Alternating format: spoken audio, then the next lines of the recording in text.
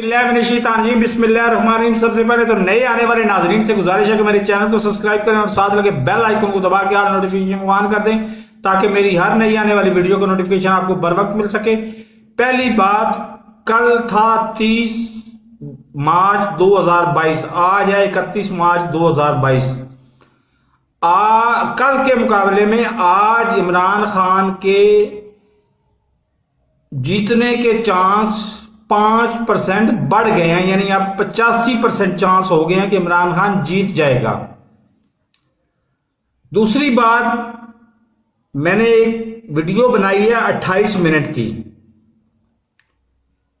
लेकिन उससे आप 200 साल का 2000 साल का तजर्बा हासिल कर सकते हैं। वो वीडियो देखें अगर तो पूरी की पूरी देखें। उसका नाम थंबनेल पे आएगा 1935 से लेके 1935 से मार्च 31 मार्च 2022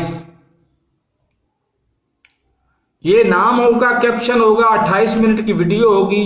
वीडियो आपने पूरी की पूरी देखनी है। मैं दावे से कहता हूं कि आपको 2000 साल का तजर्बा मिलेगा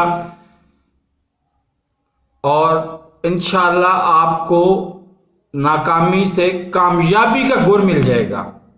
तो मेरे इस चैनल को सब्सक्राइब नहीं किया तो सब्सक्राइब कर लें, साथ लगे बेल आइकन को दबा के नोटिफिकेशन को ऑन कर दे ताकि मेरी हर नई आने वाली वीडियो का नोटिफिकेशन आपको बर वक्त मिल सके। अल्लाह हाफिज।